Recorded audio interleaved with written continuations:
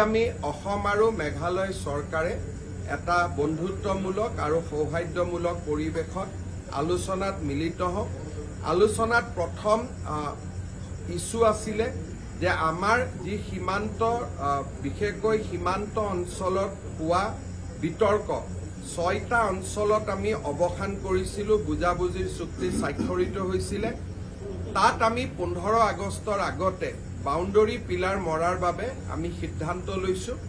মেঘালয়ে কেইটামান এৰিয়া আমাৰ পৰা বিচাৰিছে নতুনকৈ এখন গাঁও, কিন্তু লগত এইটো আমাক প্ৰতিশ্ৰুতি দিছে যে তাৰ বিপৰীতে সম পৰিমাণৰ মাটি তেওঁলোকে অসমক দিব। আমি এই বিষয়ত এসপ্তাহৰ ভিতৰত এটা সিদ্ধান্ত ল'ম। পিলিংকাটা এৰিয়াক বাদ দি বাকী 5টা এৰিয়াতে আমি 15 আগষ্টৰ আগতে বাউণ্ডৰী পিলাৰ যাতে মাৰিব পাৰোঁ তাৰ বাবে দুইখন চৰকাৰে প্ৰচেষ্টা চলাবলৈ আজি সন্মতি প্ৰকাশ কৰে।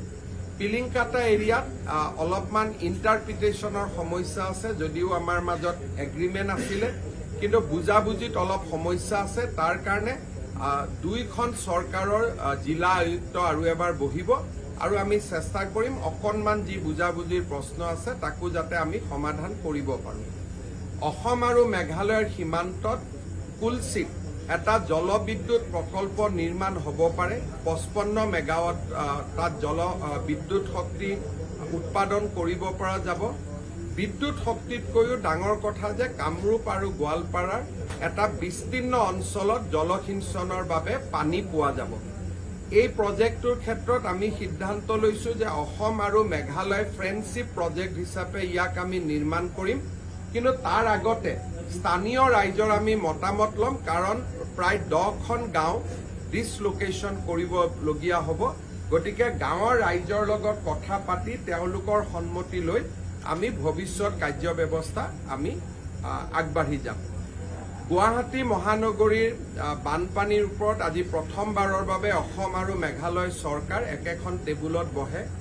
অসম চৰকাৰে সম্পূৰ্ণভাৱে কেনেকৈ গুৱাহাটীৰ কৃত্ৰিম বানপানীত আমি 3টা পইণ্টত মেঘালয়ৰ পৰা বহুত পানী পোৱাৰ কাৰণে গুৱাহাটীত কৃত্ৰিম বানপানীৰ সমস্যাৰ সৃষ্টি হৈছে, তাক এটা আমি প্ৰেজেণ্টেশ্যনৰ জৰিয়তে তেখেতসকলক বুজাব চেষ্টা কৰোঁ।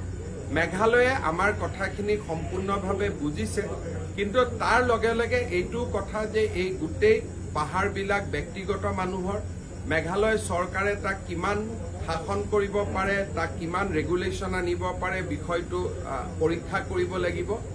আমি সিদ্ধান্ত লৈছোঁ যে north east space application centre, যিটো আমাৰ 8খন ৰাজ্যৰ উমৈহতীয়া অনুষ্ঠান, এই অনুষ্ঠানটোৱে খানাপাৰা, বাহিনী, জুৰিপাৰ আৰু যোৰাবাট এই গোটেই অঞ্চলটোৰ ছেটেলাইট মেপিং কৰিব।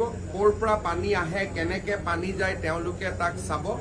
3 মাহৰ ভিতৰত আমাক ছেটেলাইট মেপ দিব আৰু তাৰ পিছত এই ছেটেলাইট মেপৰ আধাৰত কেনেকুৱা ধৰণৰ ইণ্টাৰ ষ্টেট প্ৰজেক্ট ল'লে দুইখন ৰাজ্যই কেনেকৈ যৌথভাৱে সমস্যাটো সমাধান কৰিব পাৰে, তাৰ বাবে গোটেই কথাখিনি আমি IIT ৰুৰকীৰ ওচৰলৈকে লৈ যাম আৰু IIT ৰুৰকীয়ে আমাক যি এটা সমাধান দিয়ে সেই সমাধান আমি বাস্তৱত ৰূপায়ণ কৰাৰ বাবে চেষ্টা কৰিম।